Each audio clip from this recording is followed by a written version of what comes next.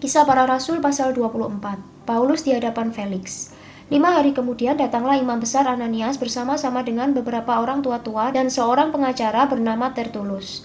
Mereka menghadap wali negeri dan menyampaikan dakwaan mereka terhadap Paulus. Paulus dipanggil menghadap dan Tertulus mulai mendakwa dia, katanya, "Felix yang mulia, oleh usahamu kami terus-menerus menikmati kesejahteraan dan oleh kebijaksanaanmu banyak sekali perbaikan yang telah terlaksana untuk bangsa kami.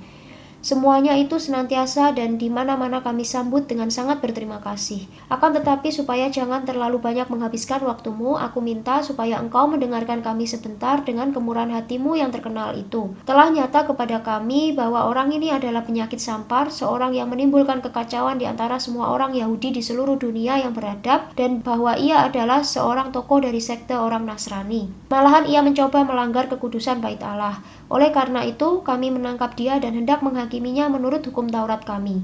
Tetapi kepala pasukan Lisias datang mencegahnya dan merebut dia dengan kekerasan dari tangan kami, lalu menyuruh para pendakwa datang menghadap engkau. Jika engkau sendiri memeriksa dia, dapatlah engkau mengetahui segala sesuatu yang kami tuduhkan kepadanya."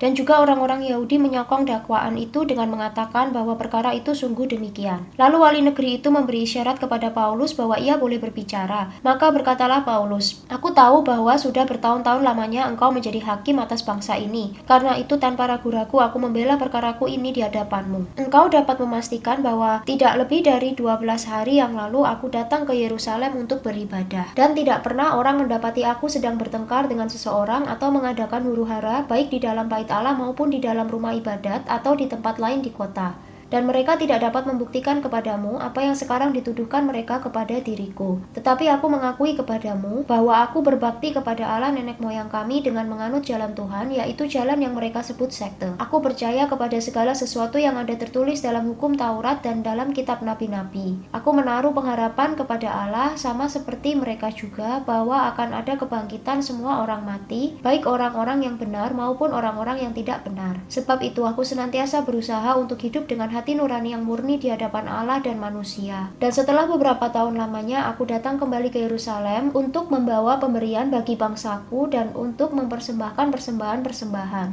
Sementara aku melakukan semuanya itu, beberapa orang Yahudi dari Asia mendapati aku di dalam bait Allah sesudah aku selesai mentahirkan diriku tanpa orang banyak dan tanpa keributan. Merekalah yang sebenarnya harus menghadap engkau di sini dan mengajukan dakwaan mereka jika mereka mempunyai sesuatu terhadap aku.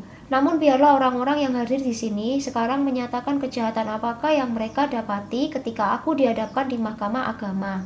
Atau mungkinkah karena satu-satunya perkataan yang aku serukan ketika aku berdiri di tengah-tengah mereka, yakni karena hal kebangkitan orang-orang mati aku hari ini dihadapkan kepada kamu. Tetapi Felix yang tahu benar-benar akan jalan Tuhan menangguhkan perkara mereka, katanya, "Setibanya kepala pasukan Lisias di sini, aku akan mengambil keputusan dalam perkaramu." Lalu ia menyuruh perwira itu tetap menahan Paulus, tetapi dengan tahanan ringan dan tidak boleh mencegah sahabat-sahabatnya melayani dia. Dan setelah beberapa hari datanglah Felix bersama-sama dengan istrinya Drusilla, seorang Yahudi. Ia menyuruh memanggil Paulus lalu mendengar daripadanya tentang kepercayaan kepada Yesus Kristus. Tetapi ketika Paulus berbicara tentang kebenaran, penguasaan diri, dan penghakiman yang akan datang, Felix menjadi takut dan berkata, "Cukuplah dahulu dan pergilah sekarang. Apabila ada kesempatan baik, aku akan menyuruh memanggil engkau." Sementara itu ia berharap bahwa Paulus akan memberikan uang kepadanya. Karena itu ia sering memanggilnya untuk bercakap-cakap dengan dia. Tetapi sesudah genap 2 tahun, Felix digantikan oleh Perkius Festus, dan untuk mengambil hati orang Yahudi, ia membiarkan Paulus tetap dalam penjara.